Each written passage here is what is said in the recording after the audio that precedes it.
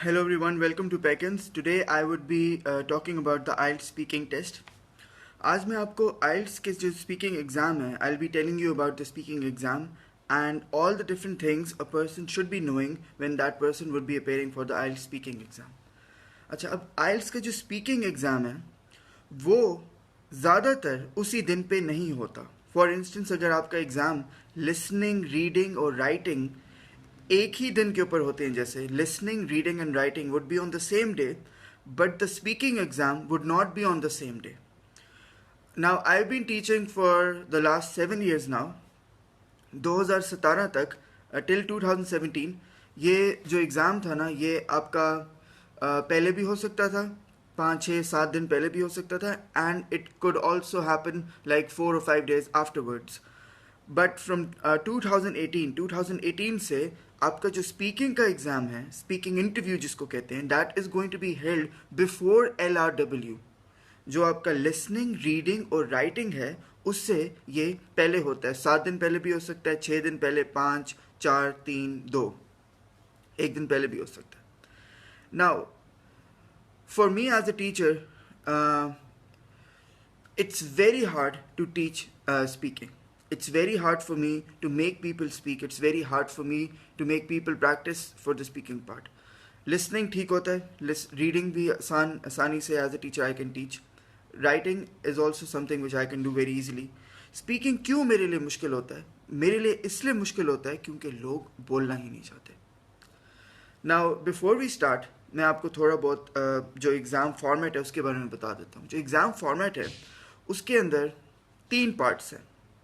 Speaking part 1, part 2 and part 3. Speaking part 1 में the examiner would be asking you questions about your life, your likes and dislikes, your future plans. तकरीबन आपसे 10 to 15 questions पूछे जाएंगे. You would be asked 10 to 15 questions and it would be a dialogue. Dialogue का मतलब है कि वो जो एग्जामिनर है वो आपसे एक एक करके क्वेश्चंस पूछेगा, and I would also be making videos for the different types of questions, and I would be giving you some sample answers. तो जो एग्जामिनर है वो आपसे क्वेश्चंस पूछेगा और उन क्वेश्चंस के आपको आंसर्स देने पड़ेंगे 2 या 3 लाइंस के अंदर. स्पीकिंग पार्ट 2 के अंदर जो एग्जामिनर है वो आपको एक कार्ड देगा, मतलब कार्ड नहीं होता असल में, वो एक पेपर होता है, एक इट्स मोर लाइक बुकलेट. उसमें से वो एग्जामिनर आपको दे देगा. एग्जामिनर जो है वो आपको दे देगा क्वेश्चंस, एक क्वेश्चन दे देगा. उस topic, under that topic there are going to be 3 questions, 3 to 4 questions, जिसको कहते हैं Q card. You would be given 1 minute. आपको 1 minute दिया जाएगा उस टॉपिक और उसके नीचे वाले क्वेश्चंस को पढ़ने के लिए. Once you would be once those 60 seconds word and, आपसे वो पेपर ले लिया जाएगा और वो जो 1 minute है उसमें आप अपने नोट्स लिख सकते हैं. That means it's imperative for you to read it very carefully. जब आप उसको 1 minute में पढ़ लें और उसके नोट्स लिख लें तो वो वापस चला जाएगा.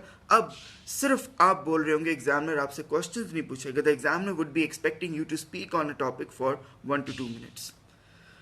The third part is follow up questions. Follow up questions हैं जो भी आपसे पार्ट 2 में, whatever was given to you in part 2 would be now having some follow up questions उसी के रिलेटेड. फॉर इंस्टेंस उससे अगर उसने आपको एग्जामिनर ने आपको एक टॉपिक दिया था, talk about your favourite restaurant, and you spoke on it for like 8 like if you spoke on that thing for about 1.5 minutes or 2 minutes, now you would be expected to answer about 8 to 10 questions on that.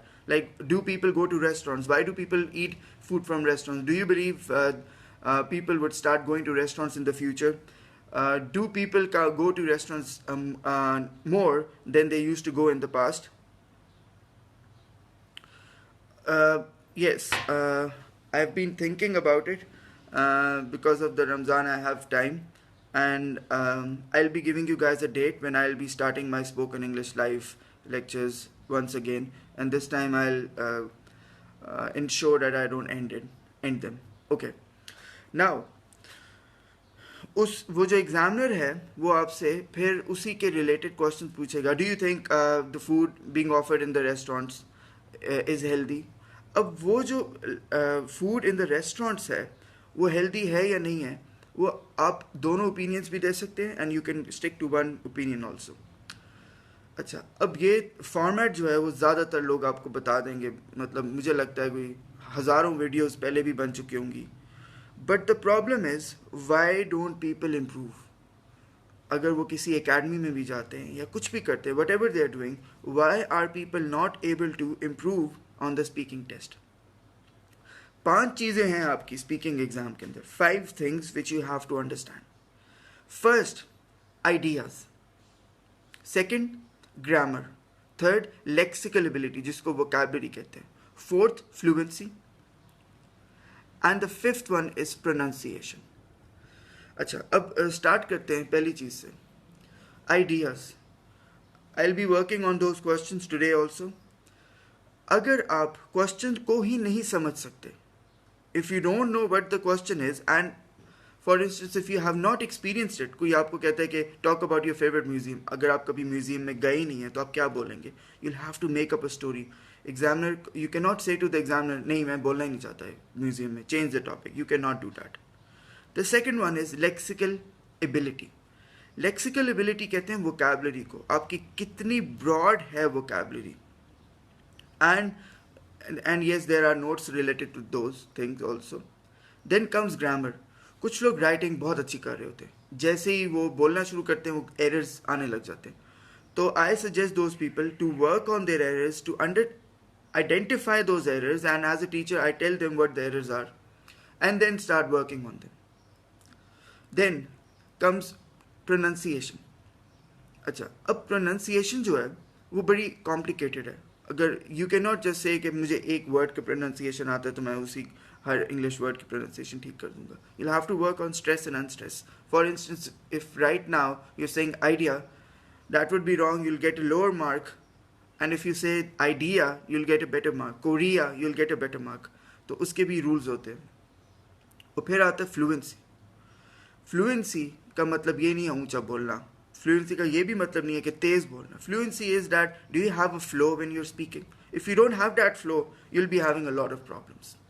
सो अब ये भी मुझे लगता है 5 चीज़ें जो हैं जिसके ऊपर आपको वैल्यूएट किया जाएगा. अब सवाल आता है कि आपने करना क्या है, what do you have to do. अब मैं आपको क्लास की सिचुएशन बताता हूँ. क्लास में मैं आता हूँ, मैं 2 घंटे या 3 घंटे बोलता रहता हूँ. मुझे लगता है मेरी इंग्लिश इंप्रूव हो रही है, मैं फ्लुएंसी अपनी इंप्रूव कर रहा हूँ. I am the one improving. Students, जैसे ही मैं कहता हूँ ना आपने बोलना है, तो उनमें से कहते हैं जी मेरा तो काम है, बड़े पर्सनल प्रॉब्लम आ गई है. शायद आ भी जाती हो, मगर ज़्यादातर लोग, मुझे याद आता है जब मैं स्कूल में होता था तो हमें ना, मुझे स्विमिंग नहीं आती थी तो हमें धक्का मार के ना डीप में फेंकते थे. नीचे इंस्ट्रक्टर होता था, मगर वो, अब मुझे लगता है कि स्पीकिंग के लिए हमें या किसी को भी धक्का मारना पड़ेगा स्टूडेंट्स को कि वो बोलना स्टार्ट करें. अच्छा, 5 activities. Again there are 5 activities. Number 1, practice जो है ना वो आप करेंगे अगर और गलत करेंगे, you will only get better at doing the wrong thing. The first thing I make people do is that I make them read a newspaper. अच्छा, अब हमारी जो ज़बान है ना वो कस्टम नहीं है, वो कस्टम नहीं है इस चीज़ के कि हम इंग्लिश को बोलें. अब हमने उसको कैसे करना है? अगर हम अपने इर्द गिर्द के लोगों को देखेंगे इंग्लिश बोलना, वो सब ही हमें नीचे लेके जाएंगे. They are not going to encourage them, they are going to dissuade you from speaking English. मजाक उड़ाएंगे. और अगर आप कोई सीरियस भी होगा, उसको इंग्लिश अगर सही नहीं आती, वो आपकी इंग्लिश भी बुरी कर देगा. So the first activity is to start reading a newspaper. Read it, and read it at not at a very fast pace, normal जैसे वॉइस में आप बोलते हैं पढ़ते हैं. And read it for at least 1 hour every day. जैसे ही आपका 24 hours ख़त्म होंगे, आपको फील होने लग जाएगा कि you are now developing the tendency to speak English. दूसरी चीज़ है, कोई भी न्यूज़पेपर हो सकता है, ये नहीं है, इट्स नॉट कि मैंने आपको कहा ये वाला न्यूज़पेपर. बस आप ये जैसे एक बच्चा होता है ना, जब वो स्टार्ट करता है चलना तो उसको किसी ना किसी चीज़ की ज़रूरत होती है. जब इंसान बूढ़ा होता है उसको स्टिक की ज़रूरत है। मुझे लगता है कि जो रीडिंग है ना वो एक स्टिक है जो आपको इनेबल करेगी कि आप जो हैं वो बाद में इंग्लिश को बोल सकें।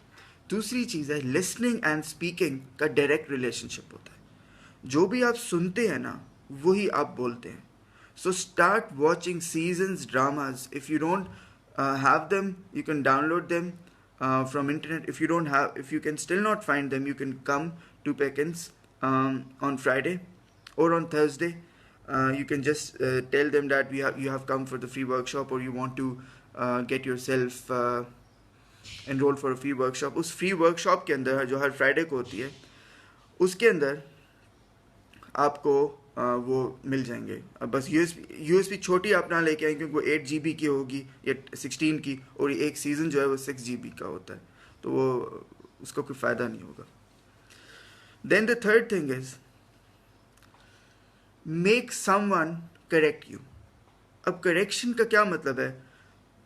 मैं जो स्टूडेंट्स जो मेरी क्लास में भी आते हैं ना, मैं उनको कभी नाम से भी नहीं पुकारता, मिस्टर या मिस बोलता हूँ, और ना मैं अलाउ करता हूँ कि दूसरा किसी का। अब होता क्या है, 20 की क्लास है अगर, तो उसमें से 3-4 को इंग्लिश बिल्कुल सही आती है, वो नहीं, मगर जिनको नहीं आती ना, वो जिनको बिल्कुल नहीं आती उनका मजाक उड़ाना शुरू कर देते हैं। हा हा हा, ये क्या बोला है आपने। तो इस चीज़ को आपको डिस्करेज करना पड़ेगा। Stay away from negativity. आप नेगेटिविटी से जैसे ही पीछे होंगे, वो लोग जो आपका मजाक उड़ा रहे हैं उनसे दूर हो जाएं, क्योंकि उन्होंने आपको कभी भी इस प्रोसेस में वो नहीं करेंगे। इसके लिए एक वो होता है, I have provided facility. Okay, I'll be telling you about the spoken English too. That would be in the next video which I would be making. अच्छा, तो इसके लिए होता है एक इंग्लिश क्लब। एक इंग्लिश क्लब है जो हर वीकेंड को मीट करता है। उसके चार्जेस जो होते हैं वो ₹2000 होते हैं। उसमें सिर्फ टीचर आपको कोई पढ़ाता नहीं है, या फिर अगर आप पेकेंस के रजिस्टर्ड स्टूडेंट हैं तो आपको वैसे ही वो होमवर्क रूम फ्री मिलेगा। वो जो होमवर्क रूम है उसको आप जब भी क्लास उधर कोई और नहीं बैठा, आप बैठ के एक दूसरे के साथ डिस्कशन कर सकते हैं। जैसे मैं if I go to township, मैं उसके साथ वाले कमरे में 10-15 लोगों को बुला लेता हूँ, उनको कहता हूँ वहाँ पे बैठ के अपनी स्पीकिंग करें। फिर उसके अलावा वो क्वेश्चंस के ऊपर डिस्कशन करते हैं। कभी मुझे टाइम मिले अपनी क्लास के अलावा तो I also go over there, क्योंकि it's about speaking more. Okay, so that is something which I was talking about. फिर जो चौथी चीज़ है वो है ideas.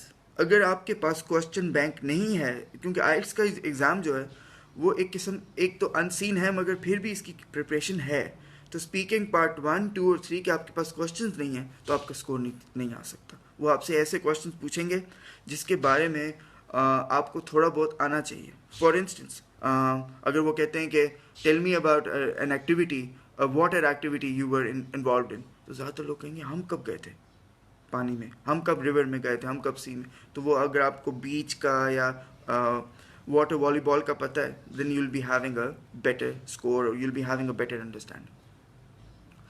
And now the fifth thing is to speak English for the entire time. मुझे नहीं समझ आती, एक तो है ना हम प्रैक्टिस कर रहे हैं, जो मर्जी आपको कोई कहे, अगर आप ये पहली 4 एक्टिविटीज़ कर लेते हैं, आप इतने इनेबल हो जाएंगे, आप इंग्लिश बोलने के काबिल हो जाएंगे। अगर आपको इंग्लिश नहीं बोली जा रही तो मैं एक प्रोग्राम मैंने बनाया होता है, वो भी स्टूडेंट्स के लिए जो होते हैं उनके लिए फ्री होता है, and they can come there. I make them a teacher. अच्छा, अगर आप टीचर बन जाएं तो जैसे अभी मैं इंसान, मैं गलती करूँगा, मगर जैसे मैं गलती करूँगा ना, इधर कमेंट्स में आने लग जाएगा he is making a mistake, he doesn't know how to teach. जैसे एक स्टूडेंट जो है वो टीचर बनता है ना, उसको पता होता है कि मैं गलती नहीं कर सकता। इसी के ऊपर जो भी स्टूडेंट है, जब भी उसका एग्ज़ाम होता है ना, उससे 4 दिन पहले मैं उसको टीचर बना देता हूँ ऊपर कमरे में, और मैं कहता हूँ बोलते जाएं 6 घंटे 7 घंटे। कुछ लोग होते हैं बहुत ज़्यादा डेडिकेटेड होते हैं, वो बैठ जाते हैं, कुछ कहते हैं हम 1 घंटे बाद जा रहे हैं। So it all depends on the kind of dedication the person would be showing. Now I told you the 5 things on the basis of which you are going to be evaluated, and I told you the 5 things you could do in order to improve the speaking. अब exam के बारे में मैं थोड़ा बहुत बताना चाहता हूँ. जो एग्ज़ामिनर है, जो आपका एग्ज़ामिनर होगा, वो पाकिस्तानी भी हो सकता है और वो फॉरेनर भी हो सकता है, और वो एक रोबोट नहीं है. आप ये चीज़ याद रखें. मेरे पास स्टूडेंट्स आते हैं, हम टाई लगाएंगे, हम सूट पहन के जाएंगे, और नहीं, हम हेजिटेशन क्या होती है, कॉन्फिडेंस ना, वो आपको कॉन्फिडेंस पे एवेल्युएट कर रहे हैं. आप टाई लगाएं, आप शलवार कमीज़ पहने, आप जो मर्ज़ी पहने, आपको इंग्लिश बोलनी आनी चाहिए. अब जो एग्ज़ामिनर है ना, वो जैसे लिसनिंग, रीडिंग, राइटिंग में आपका जो इन्वायरमेंट है ना, वो इतना अच्छा नहीं होता. मतलब वो डॉन्टिंग होता है, आपको ज़रा डर लग रहा होता है. स्पीकिंग में नहीं लगता. स्पीकिंग में वो जो इंसान है ना, वो आपको डराएगा नहीं. वो आपको ये नहीं कहेगा okay you did not say it correctly, okay I will move to the next question. वो इनकरेज करता है ज़्यादातर आपको. इंसान आदमी भी हो सकता है, औरत भी हो सकती है. That person will do everything possible to make that environment or that atmosphere friendly. अच्छा, अब होता क्या है कि आपको ना एक टाइम मिलेगा. मतलब आपको 11:50 AM का टाइम मिला है, आपको 11:55 का मिला है, 12:25 का मिला है. अब वहाँ पे आधा घंटा या 1 घंटा पहले पहुँच जाएंगे. बाहर जो है ना, एक लाउंज टाइप होता है. एक लाउंज होता है जहाँ पे लोग वेट कर रहे होते हैं, 7-8 लोग वेट कर रहे होते हैं. आप उनको बताते हैं कि आप पहुँच चुके हैं. You will tell them that you have reached. उसके बाद उसी लाउंज में से एक एक करके एक बंदे को बाहर अंदर भेजेंगे. और जैसे ही कोई बंदा बाहर एग्ज़ाम दे के आता है ना, सारे लोग उसको सराउंड कर लेते हैं. क्या पूछा? आपका क्वेश्चन डिफरेंट है उससे, तो उससे पूछ के कोई फ़ायदा नहीं होना. Okay, let's go back to what I was talking about. तो आप जब अंदर जाएंगे, तो जो एग्ज़ामिनर है ना, वो आपसे ID कार्ड की डिटेल्स मांगेगा या मांगेंगी. The examiner would then be asking you and would be recording your answer. The examiner would be recording your answer. You have to remember that. आपका आंसर रिकॉर्ड होगा. वो कहेगा कि this is the speaking test of mister ABC, the candidate number this, and it is being held on this day on this time, and this speaking test will start. Okay, अब speaking part 1 का पूछा जाएगा. उसके बाद कोई थोड़ी सी break होती है, मतलब 15-20 सेकेंड्स की, और फिर स्पीकिंग पार्ट 2 का पूछेगा वो examiner. The examiner would be asking about speaking part 2 and the examiner would be asking about speaking part 3. Now normally people मेरे से ये पूछते हैं कि एग्जामिनर जो है ना, वो ऐसे बैठा था. अच्छा, किसी बंदे ने 20-25 एग्जाम पहले से कंडक्ट कर लिए, वो ऐसे ही बैठेगा. ये इसका मतलब ये नहीं है कि आपको इंग्लिश नहीं आती. कोई आते हैं जी मेरे साथ तो एग्जामिनर बड़ा हंस के बोला, मतलब बोल लिया, तो इसका मतलब ये भी नहीं है कि वो आपको ज़्यादा स्कोर दे देगा. I have had students who got 6.5 in speaking, and when they got the exam rechecked they got 8. तो कभी कभी ये भी होता है कि आपके साथ अनफेयर मार्किंग भी हो सकती है. मगर ये नहीं है कि आप कह रहे हैं कि मुझे एग्जामिनर ने 1 मिनट से पहले रोक लिया, मैंने कितना बुरा किया होगा, या 1 मिनट से पहले नहीं रोका तो मैं शायद मैंने सही बोला होगा. It's not about what that person is. वो भी इंसान है. वो शायद उसने आपको 1-1.5 मिनट में इवैल्यूएट कर लिया, वो आपको रोक देगा. कभी 2 मिनट में, कभी वो एंड में आपके साथ हंसेगा. इसका मतलब ये नहीं है कि वो आपको ज़्यादा स्कोर दे देगा. So you have to understand that all these things के आई कांटेक्ट कितना ज़रूरी है. आप इंसान से बात करें तो आई कांटेक्ट तो होगा. और how important is it to say hi. कुछ स्टूडेंट्स होते हैं, हमने सलाम कर दिया था, ठीक है, हम if you are Muslims we will say सलाम. सो मैंने हेलो नहीं कहा तो कितना स्कोर नीचे चला जाएगा. ये सारी जो टेक्निक्स है वो है ना, all these things have no value on the IELTS exam. आपने बस ये देखना है कि आपके आइडियाज़ ठीक है, आपकी ग्रामर ठीक है, आपकी vocabulary pertaining to the topic ठीक है, आपकी फ्लुएंसी ठीक है, और आपकी प्रोनाउंसिएशन ठीक है. अच्छा, अब जब कोई बंदा, now I will tell you about the course of the speaking part. अब जो IELTS के लिए इनरोल करते हैं लोग, जो लोग IELTS कहते हैं कि हमने IELTS का देना है, मैं ज़्यादातर लोगों को कॉम्प्लीमेंट्री क्लासेस भी दे देता हूँ स्पोकन इंग्लिश की. मगर 8 to 10 है, अगर आगे स्पोकन इंग्लिश की क्लास हो रही है तो वो चार्ज नहीं होगी. मैं उनको कहूँगा आप चले जाएँ. मगर वो मैं सिर्फ उनके लिए करता हूँ जो डेडिकेशन दिखाते हैं. मतलब वो कह रहे होते हैं कि हमने पढ़ना है. जो नहीं पढ़ना चाह रहे होते, मैं I can not force them because all of the people are adults. अगर मैं बहुत ज़्यादा फोर्स करता हूँ तो 3-4 दिन लोग आते ही नहीं हैं, वो कहते हैं हम आएंगे नहीं अब.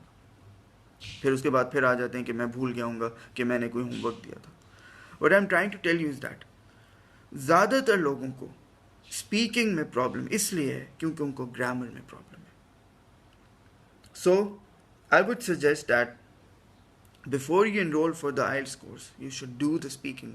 And if you are enrolling for the IELTS course, तो आप ये देख लेना कि उसकी टाइमिंग्स के बाद अगर कोई स्पीकिंग की क्लास हो रही है, या अगर आप टाइम लगा सकते हैं होमवर्क रूम में बैठ के एक दूसरे के साथ. कभी कभी मैंने ये फील किया है कि स्टूडेंट्स जब एक दूसरे से बात करते हैं तो दे लर्न मोर. और कभी कभी ये होता है कि मैं उनको when I ask them to go for the speaking and they talk about everything in the world and in Urdu but not in English.